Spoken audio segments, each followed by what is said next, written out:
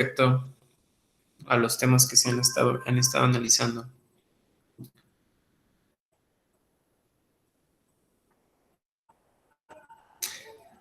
¿Todo bien? ¿Hasta ahorita?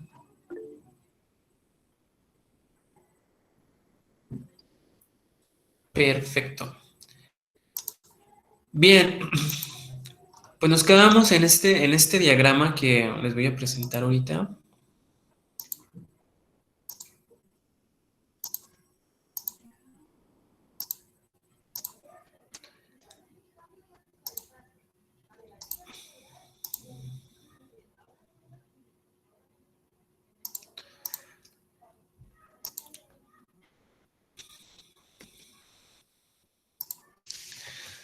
Bien, esta semana pues prácticamente se van a encargar de analizar y de estudiar un poco más a fondo la parte de los ecosistemas, comprendiendo sin olvidar este diagrama de que realmente qué estudia la ecología.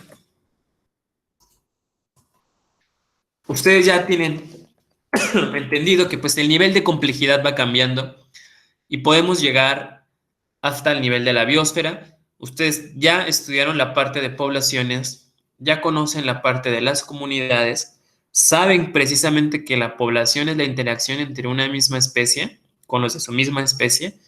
La comunidad es esa interacción entre las diferentes poblaciones de especies y el ecosistema es ese gradiente, ese gran complejo donde pueden existir interacciones entre factores bióticos y factores abióticos, es decir, el clima, la temperatura, altitud, latitud, etcétera. Entonces, pues ya estamos aquí prácticamente en esta parte del análisis del ecosistema. En el ecosistema existe un flujo de energía, ¿no? Que va desde los productores primarios, que pues son las plantas principalmente, y que reciben la energía del sol para poder realizar procesos básicos como la fotosíntesis que les va a permitir la obtención de nutrientes. Los productores primarios, dentro de esta larga cadena, ¿verdad? Y compleja cadena, pues siguen precisamente los seres herbívoros, que pues son los que se consumen a los productores primarios. Después vienen los carnívoros, que son los que van a alimentarse de los herbívoros, y precisamente los otros carnívoros que se van a comer a los otros carnívoros, que somos como nosotros, que a pesar de, pues, de ser carnívoros, nosotros también podemos comer tanto herbívoros como carnívoros, etcétera, no nos da igual, ¿no?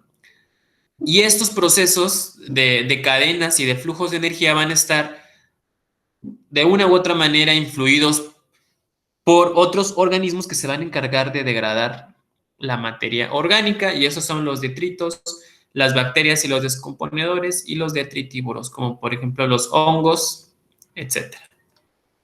Entonces, la materia va a regresar a esta larga cadena precisamente gracias a estos organismos.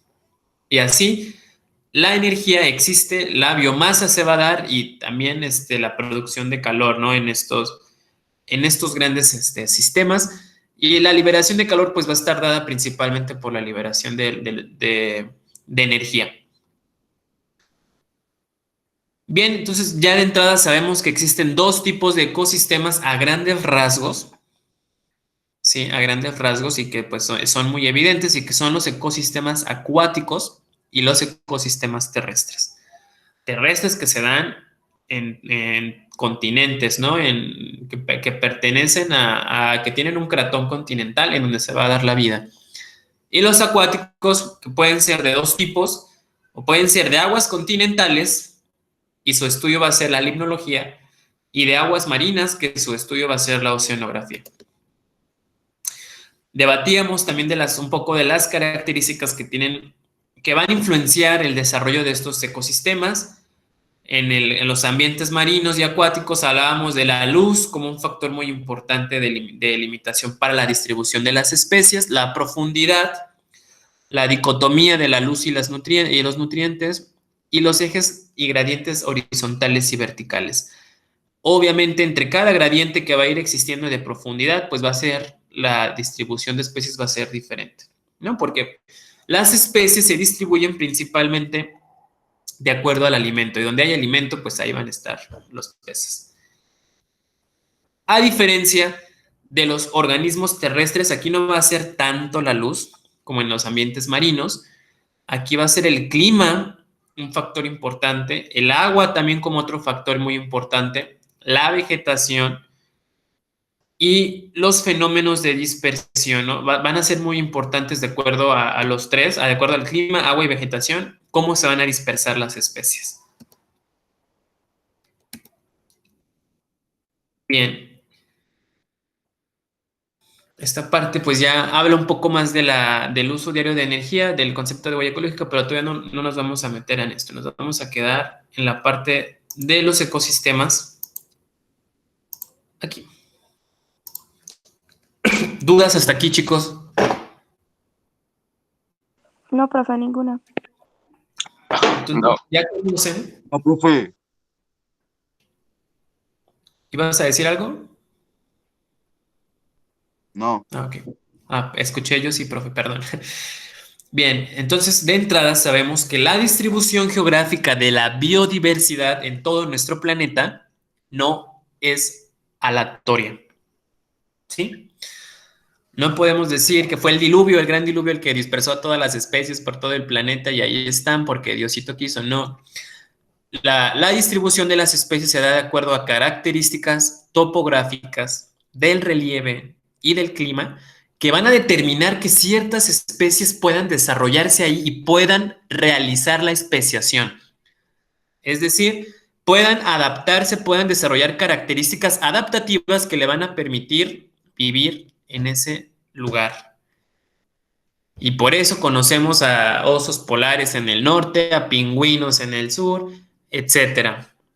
¿No? A los pinzones que analizaba Darwin, bueno, yo sé que ustedes se recuerdan un poco de sus clases de biología.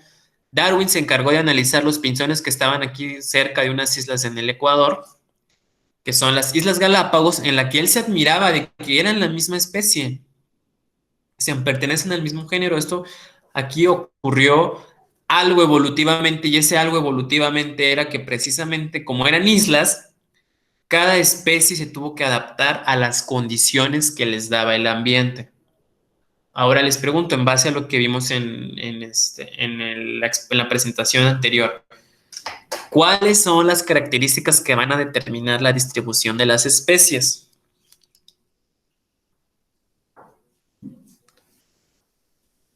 ¿El clima? Una es el clima. ¿Cuál otra? ¿Su ubicación terrestre? La ubicación terrestre, ¿sí? La flora. Sí, también, pero algo más importante, quiero que nos vayamos a lo principal.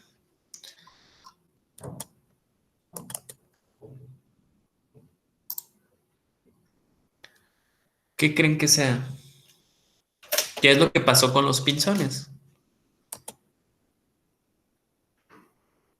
¿Se adaptaron y evolucionaron?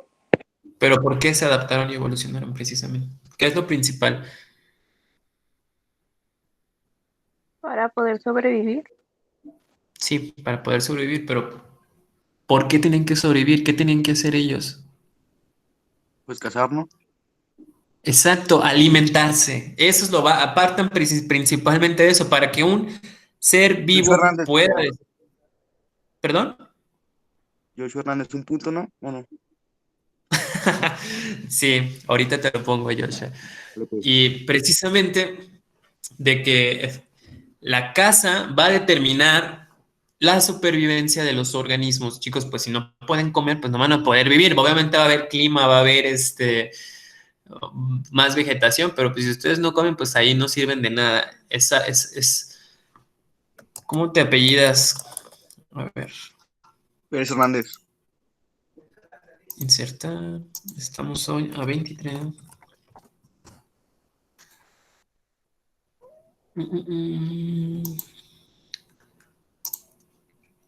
¿Me puedes repetir tu nombre otra vez? Anthony Joshua, ¿verdad? Simón. Muy bien. Entonces sí, efectivamente el alimento fue un factor primordial en la evolución de los pinzones, porque modificaban sus picos, el tamaño de los picos eran diferente, porque precisamente había diferente alimento en cada isla, en las islas de los Galápagos. Entonces esto hizo que se modificara su pico y que desarrollara una nueva adaptación precisamente para que ustedes, bueno, para que los pinzones, perdón, se pudieran alimentar. Entonces, factor importante en la distribución de las especies es el alimento. Ebert y Acom en su artículo del 2013 reconocen que existen 13 biomas terrestres, perdón, 17 biomas terrestres y son aproximadamente los que ustedes, bueno, de forma en general, los que ustedes van a exponer a lo largo de este módulo. Las propiedades y distribución de los biomas determinan el funcionamiento de nuestro ecosistema. Y aquí está, depende mucho del autor, esto varía de acuerdo al autor. Ellos reconocen 17 de acuerdo a ciertas características, ellos conocen 14 de acuerdo a otras características, pero en general comparten las generalidades. ¿Se acuerdan que vimos cuando el compañero expuso el desierto? Yo le decía, pero ¿por qué? Qué curioso que ahí a 30 grados norte y 30 grados sur del Ecuador, ahí están los desiertos y no hay arriba, no hay más arriba, ya no hay más abajo, ahí exactamente ahí están.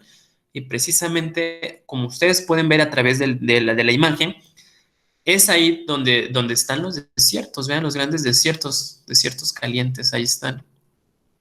México, África. Y bueno, ¿cuáles son esos componentes del ecosistema terrestre, chicos? Y ustedes pues los han visto siempre, ¿no? La parte del mecanismo, el mecanismo del clima, de la biosfera, ¿no? La parte de las lluvias, la precipitación, el ciclo del agua, los ciclos biogeoquímicos. Los ciclos biogeoquímicos los vamos a ver más a fondo más adelante. Y todo este ciclo de las rocas, el ciclo petroquímico, la parte de las erupciones volcánicas que se encuentran modificando constantemente los ecosistemas y principalmente los ecosistemas terrestres. Y son los volcanes, las erupciones volcánicas, las que pues hacen más rica la Tierra, precisamente por la cantidad de minerales que llevan en la lava. Donde vean que hubo una erupción volcánica, ahí va a haber un gran bosque dentro de muchos años. Entonces, precisamente por la riqueza de minerales que tienen. Ustedes ya saben que pues la atmósfera se mueve el ciclo del agua, el ciclo del nitrógeno, el ciclo del oxígeno, todos estos componentes que se llaman ciclos biogeoquímicos en una constante dinámica van a formar los patrones del ecosistema terrestre. Va a llover, todo lo que cae en las montañas se va a sedimentar, va a ir todo, también gran parte regresa a los océanos y así de nuevo se regresa, se vuelve a formar el ciclo. El concepto bioma fue acuñado por Clemens, fue el primero en 1916 y precisamente lo siguen, hay bastantes variedades de acuerdo al autor, ¿no? Tenemos también a Clemens y Shelford también en 1939 que lo acuñan. Un bioma es una asociación de plantas con sus animales respectivos. Clemens excluyó el clima y suelo de su concepto de bioma. Vean, les digo, depende mucho del autor. Y precisamente ustedes es lo que ustedes están estudiando a través de sus presentaciones. Tansley en 1935 acuñó el concepto de ecosistema para incluir los aspectos bióticos y abióticos de las asociaciones biológicas. ¿Cuáles son estas asociaciones biológicas, chicos?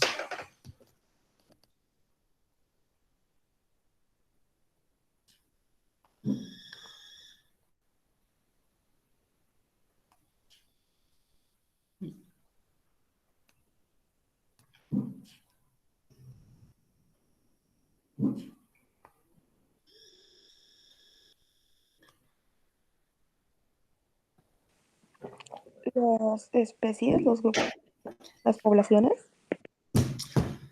Exacto. Y además, ustedes conocen que dentro de estas asociaciones biológicas existen interacciones biológicas entre las especies. Como ejemplo, ¿cuál interacción me pueden decir, chicos? La reproducción. No. Sí es un factor, sí existe, pero estamos hablando de manera general de las interacciones entre especies. Sí, la reproducción sí puede ser, pero Con respecto a depredador y cazador, exacto. Ujú. ¿Cuáles son esas?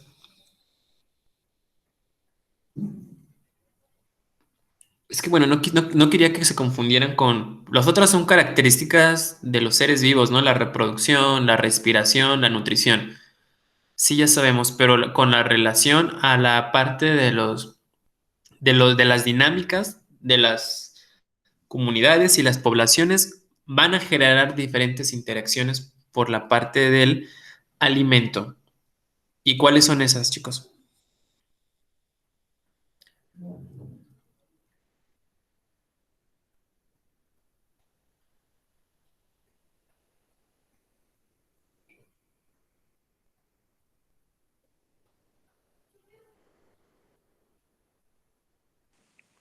la cacería, No. Chicos, recuerden que precisamente las interacciones entre los seres vivos son básicamente parasitismo, comensalismo, amensalismo y todas estas grandes características que sí lo vimos, bueno, lo vieron creo que en la semana 2, que van a determinar precisamente las asociaciones biológicas. Es decir, esa interacción amigable entre, bueno, no ni tan amigable, ¿verdad? Entre las especies que van a dar origen a las cadenas alimenticias. Y precisamente ahora de aquí parto a mi segunda pregunta. ¿Quién me puede decir cuál es la diferencia entre factores bióticos y factores abióticos? Y ejemplos de ello.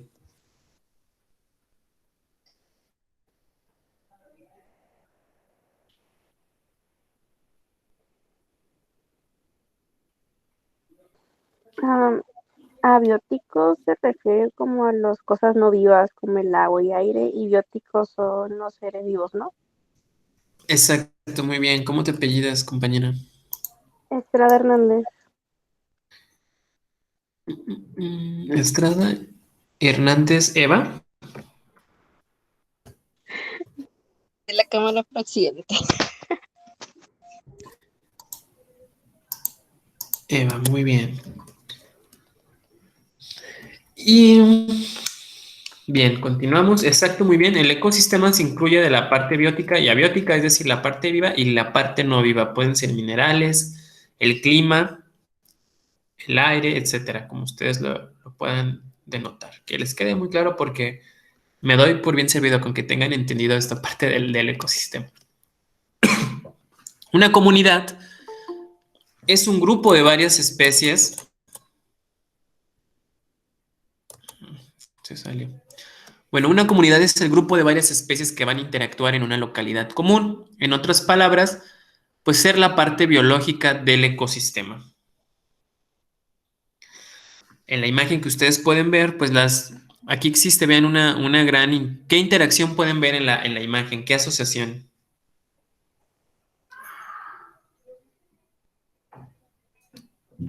Como de la cadena alimenticia llega la polilla, se alimenta de las plantas y ya después el murciélago se alimenta de la polilla. Exacto, precisamente, bueno, independientemente de que el murciélago se alimente de la polilla, ustedes pueden ver aquí una asociación biológica de que precisamente las plantas utilizan polinizadores. ¿Sí? Hay que partir de esa idea global. Las plantas utilizan polinizadores para dispersar su descendencia. Los murciélagos tienen un papel fundamental en la polinización de las plantas.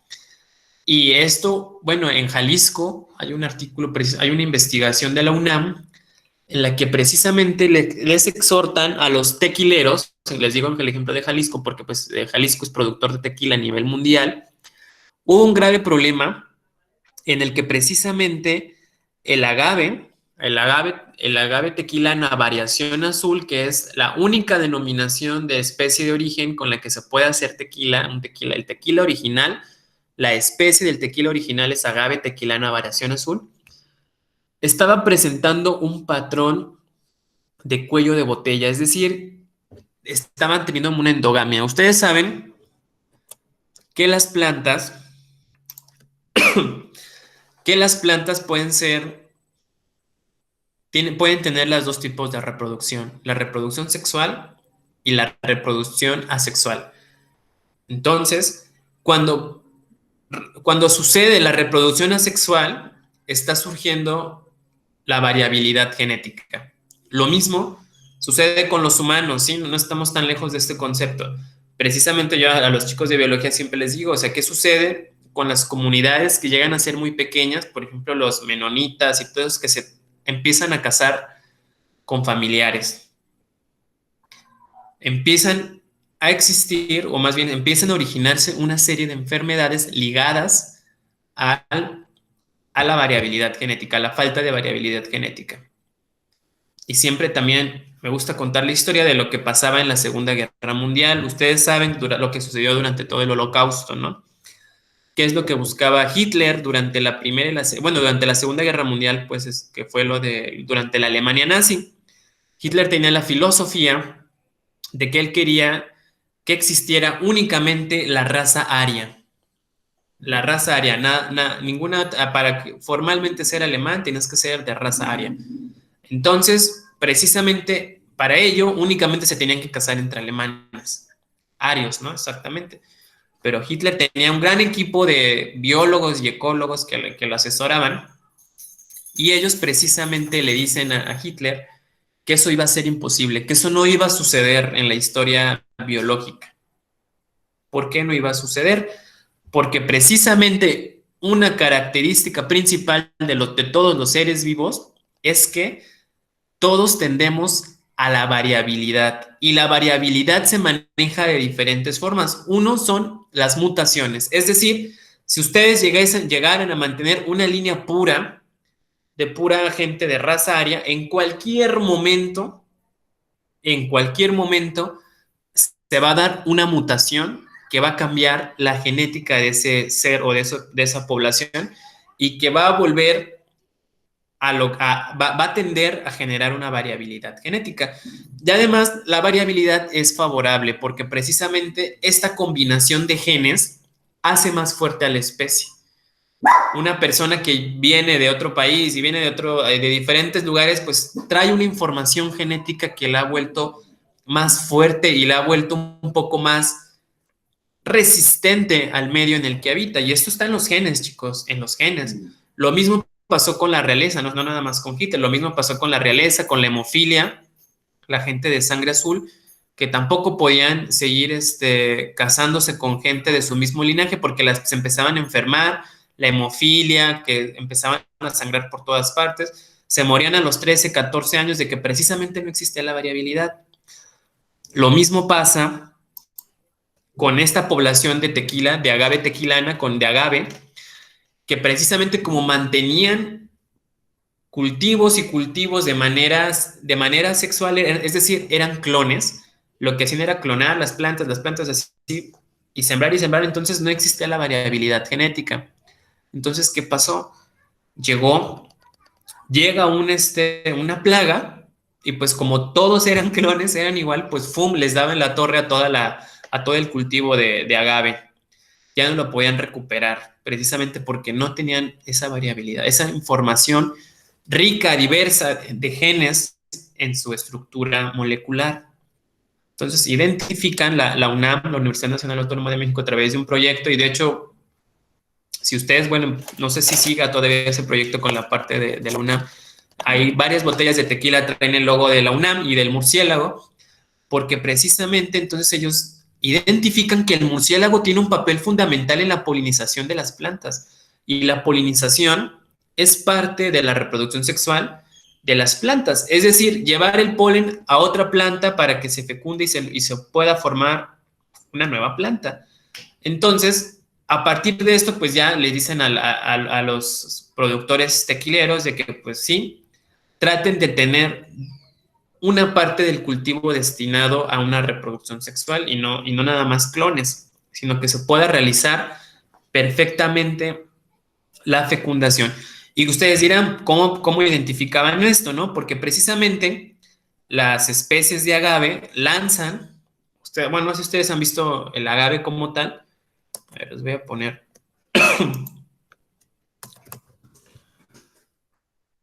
una imagen.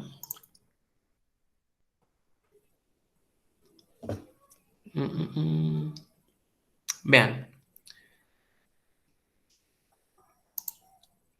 Esta que está aquí. El agave, cuando se acerca a su época reproductiva, lanza el famoso quiote, que es esta gran flor larga.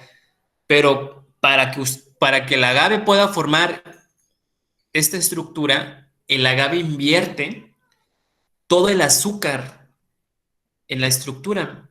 Es decir, que cuando ya lanza el quiote, ya después el agave ya no sirve, o sea, se queda sin azúcar y pues ya no sirve para la fermentación alcohólica, ¿no? Para lo que es.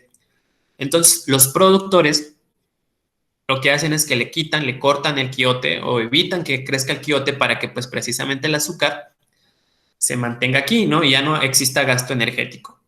Pero, pues entonces, si no existe esta flor, pues no hay murciélagos, no hay polinizadores, no hay polillas que puedan agarrar ahí, alimentarse un poco y envolverse, como ustedes pueden ver aquí en la imagen, de sacudirse de polen y llevarlos a otras plantas. Entonces ahí se quedan, no están estas especies.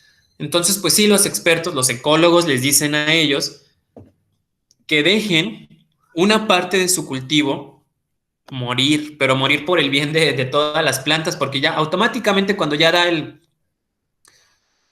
quiote, el agave muere. O sea, ya no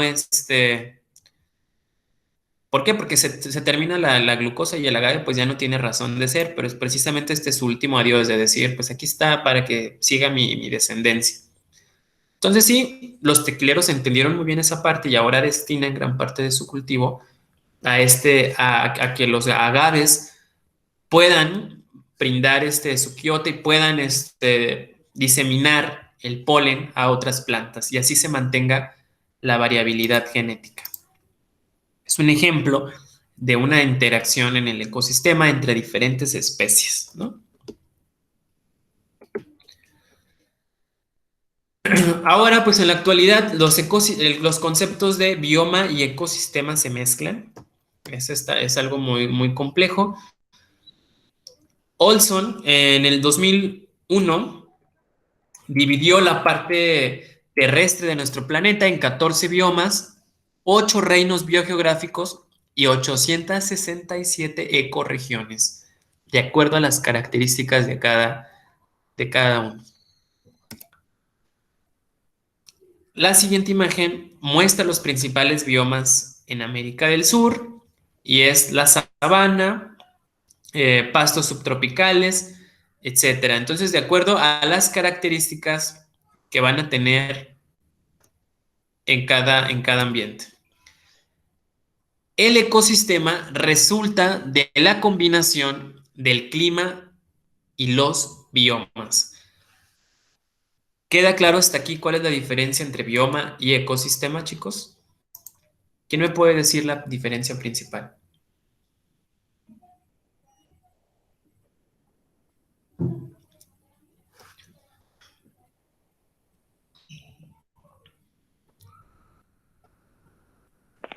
Los animales,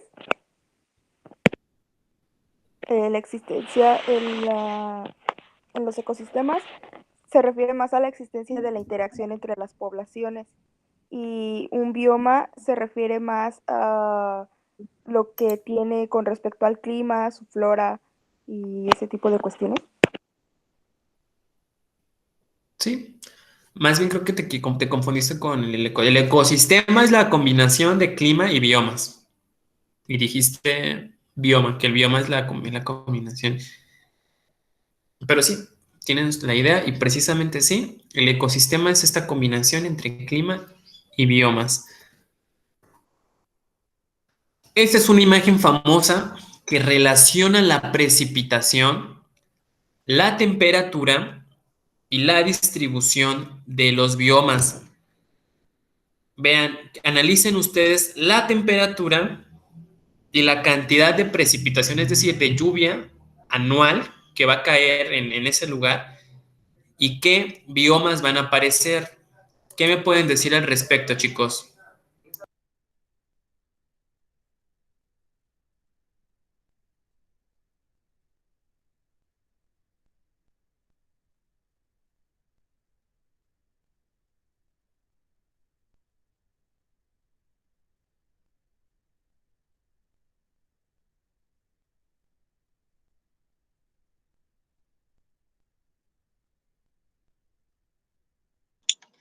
Bueno, pues yo miro ahí que el desierto alcanza la mayor temperatura y tiene la menor precipitación de lluvia.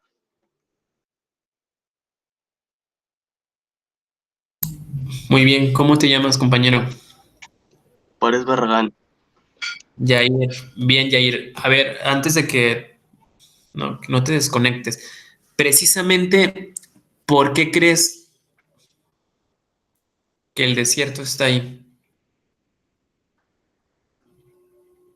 ¿Cómo lo puedes comparar Hasta con, abajo. con el bosque tropical y con la tundra, por ejemplo? A lo mejor por su ubicación, ¿no? Por donde se encuentra. Que Ujú. diferentes zonas es, puede ser un lugar más caliente y con menos probabilidad de que llueva. Exacto, se acerca al cero, ¿no? Se acerca al cero y obviamente pues las grandes temperaturas pues determinan que precisamente los desiertos se desarrollen a ese gradiente. A diferencia, por ejemplo, de la tundra, que pues necesita de temperaturas extremas, ¿no? Totalmente pues bajo los -5 grados para abajo, para que pues pueda existir la nieve y etcétera. Entonces, este esquema me gusta porque les permite a ustedes ver que la temperatura y la lluvia determinan la distribución de manera general, independientemente de vegetación y otras características, ya están determinando cómo se van a distribuir los biomas. La distribución de los biomas depende efectivamente de lo que les acabo de comentar de precipitación, temperatura y estacionalidad. Es decir, existen las estaciones, pues primavera, verano, otoño, invierno y además pues existe la sucesión. Aquí está otro esquema en el que igual se puede ver el desierto caliente y los desiertos fríos, la parte de la tundra, cómo se pueden distribuir. Vean los bosques siempre verdes, los bosques tropicales, en los cuales siempre llueve. ¿Y en dónde vamos a encontrar estos bosques?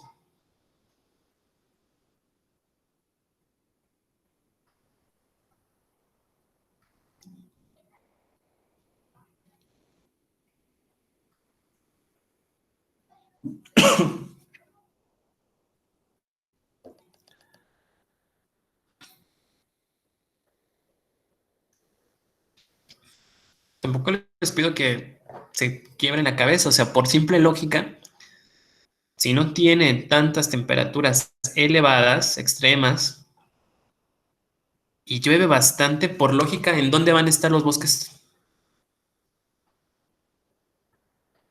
Los bosques tropicales.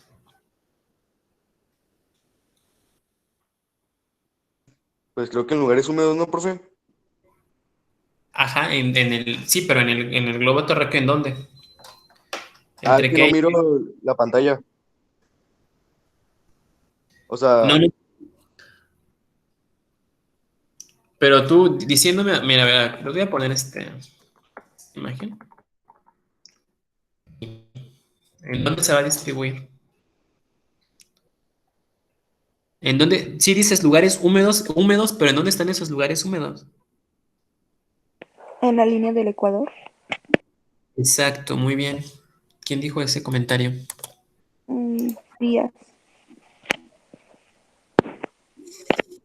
¿Cómo te llamas? ¿Frías qué? Díaz Gutiérrez. Bien. Muy bien, Jared. Y sí, efectivamente, esos lugares más húmedos se encuentran al Ecuador. ¿Por qué pegados al Ecuador? Porque precisamente es ahí donde va a haber una gran cantidad, donde la humedad, yo les comentaba en la clase pasada de cómo se formaban los huracanes, donde los fríos, los vientos polares del norte chocan. Yo les decía a ustedes con los de esos que esperan siempre los vientos de Santa Ana y todo esto, chocan aquí con los vientos cálidos del sur. Chocan, se precipitan y se empiezan a formar aquí en el Atlántico los huracanes y ¡pum! Empieza a llover en México y empieza a llover en gran parte del Ecuador, en donde están todas estas zonas verdes. Y por eso siempre les dicen bosques siempre verdes porque casi no hay estacionalidad, siempre va a ser primavera o siempre va a ser verano, entre más pegado al Ecuador. La zona donde más llueve aquí en América, ahí está en Colombia, que es el Chocó, que es la zona donde llueve todo el año casi, siempre hay lluvias ahí, pero precisamente es por la dinámica de la franja de convergencia intertropical. Más adelante vamos a ver un poco más de las franjas que determinan el clima. Un bioma es un ambiente definido por su clima, sus características geográficas y está caracterizado por organismos ecológicamente similares, en particular plantas. Es decir, que un bioma, por eso el compañero que expuso desiertos, él decía las suculentas. Y sí, las suculentas son características, son plantas que van a dominar ahí, en el desierto, y solamente ahí las vamos a encontrar. Entonces, sí, es muy característico que cuando ustedes se refieran al bioma que les tocó exponer, saben que en el bosque, en el matorral xerófilo que existe, existe una especie que predomina y es la famosa gobernadora. ¿Ustedes ubican esa planta, chicos, la gobernadora? No. Es una planta que se da en los matorrales y se llama la rea tridentata y es una planta que predomina en esos ambientes. ¿Sí? Y uno ya se hace específico porque quiere decir que la planta ahí tiene todas las condiciones para sobrevivir y se ha adaptado muy bien, fácilmente. Entonces, traten de explicar un poco bien cuando les toque exponer su bioma, de buscar la especie que predomina en esos ambientes.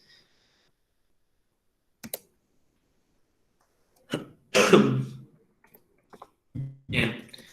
Hasta aquí le voy a dejar, chicos. ¿Dudas, preguntas al respecto? Hasta ahorita no. ¿Les queda un poco más abierto el panorama de realmente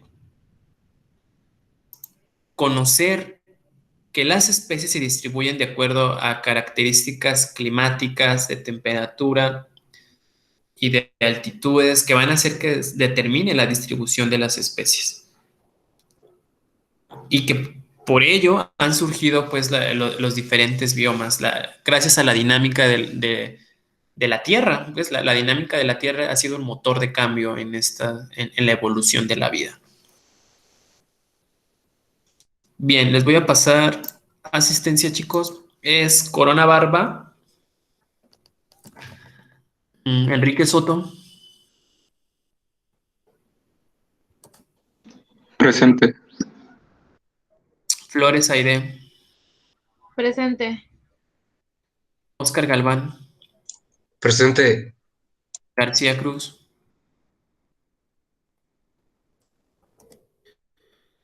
Gómez Núñez Roberto, González Serrano, Infante Huerta, Presente. Juárez Barragán, Presente. Lidia Fabiola,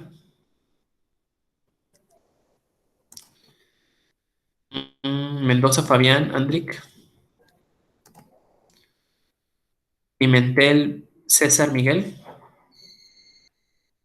Reyes Ramírez Juan Pablo. Jocelyn Valle.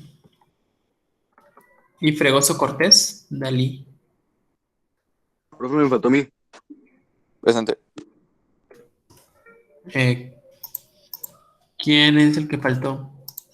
A los que participaron Hernández. y les puse asistencia ya están. Pero ¿cómo te llamas? Ok. Pérez Hernández, Anthony Joshua. Sí, ya te puse a ti. Ok. Anthony, ¿tú no tienes tema para exponer?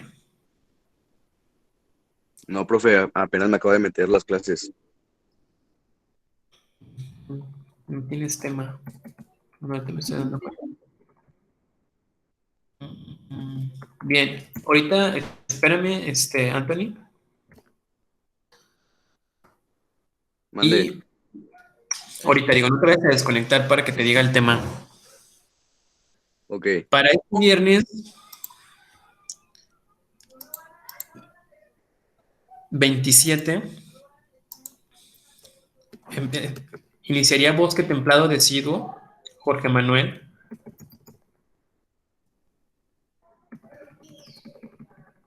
Y Estepa o Pastizal, que es César Miguel Pimientes Veiga. Para que por favor les comuniquen a César Miguel Pimentel Vega y Jorge Manuel Enríquez Soto. Yo ya tengo mi presentación. ¿Quién eres? ¿Cómo te llamas, compañero? Jorge Manuel. Para el viernes, ¿verdad? Entonces, sí, este viernes, además les pido que, bueno, que le comenten entonces a su otro compañero, César Miguel Pimentel Veiga, ahí por el chat de WhatsApp que tienen entre ustedes, que se ponga, por favor, asista este viernes, porque pues ya es parte de su calificación y si no, pues es 2 puntos menos. Bien, chicos, pues muchas gracias por su atención. Me quedo con este chico que no tiene equipo, que no tiene grupo, tema, perdón. Y es Anthony.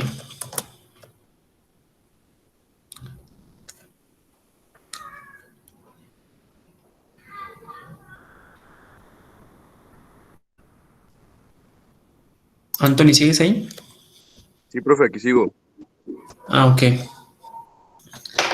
Bien, Adiós, profe, buen día. adiós, que te vaya bien. ¿Qué te parece el tema, bueno, de la franja? Mira, te voy a poner la franja.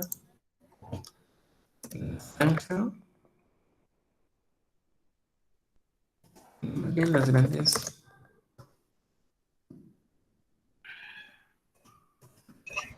¿Ya terminó la clase, profe? Sí, ya. Ok, bye, profe. ¿Por qué?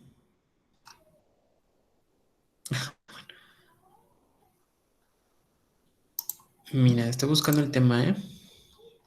Sí, profe.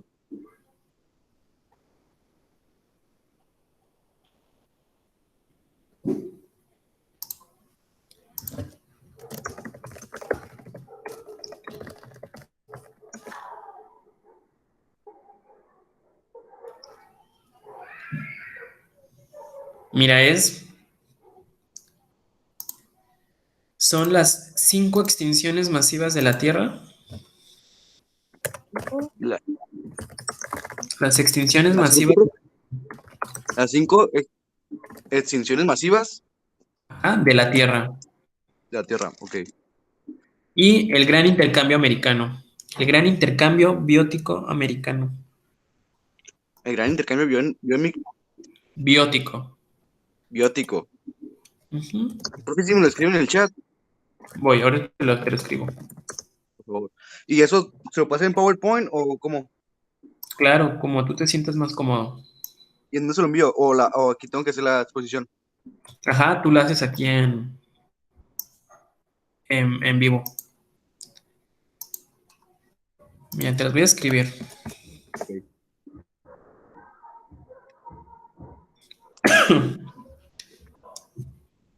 Ok, ¿y eso sería para el viernes? Eso sería para el... 27, ¿no? Mira, te voy a poner sí. No, es que es muy pronto. Siento que es muy pronto. ¿Tienes tiempo de hacerla de aquí al viernes? ¿O se te complica? Pues la verdad se me complica, profe. Porque te puedo poner para el 4. Ah, sí, está bien, mejor, la verdad. Y la hago con más ganas. Ajá, el 4 de diciembre. Sí, está bien. Ya hay Hay otros dos compañeros. Si exponen tus otros dos compañeros, adelante. Si no, tratamos de dar. Bueno, no importa que nos pasemos un poquito del tiempo, pero para que pases, ¿va? Sí, está bien, Mira, profe. si tú buscas, voy a compartir mi pantalla. A ver. Si tú buscas en internet, vas a encontrar, son 5 las grandes extinciones masivas. ¿Los estás viendo?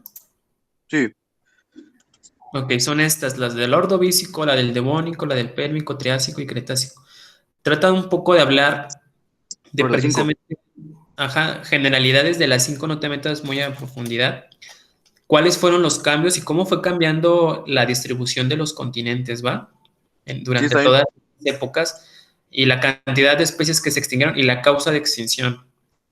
Igual, Ok. en el gran intercambio biótico americano, pues está muy sencillo. El tema es prácticamente ver cómo, pues, qué sucedió que América del Norte y América del Sur influyera bastante en la dispersión de las especies.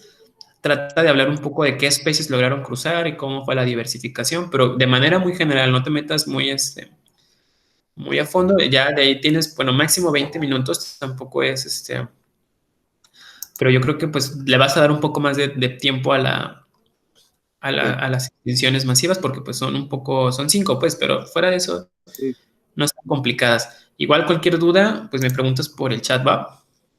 sí, está bien, profe. ¿Cuál chat? El chat de la plataforma de Moodle. ¿Cuál es ese, profe? No sé. Mira, tú te metes aquí a la plataforma, Ajá. aquí en Ah, ok, mensajes, ok, ok. Sí, ok. Ahí le hablo.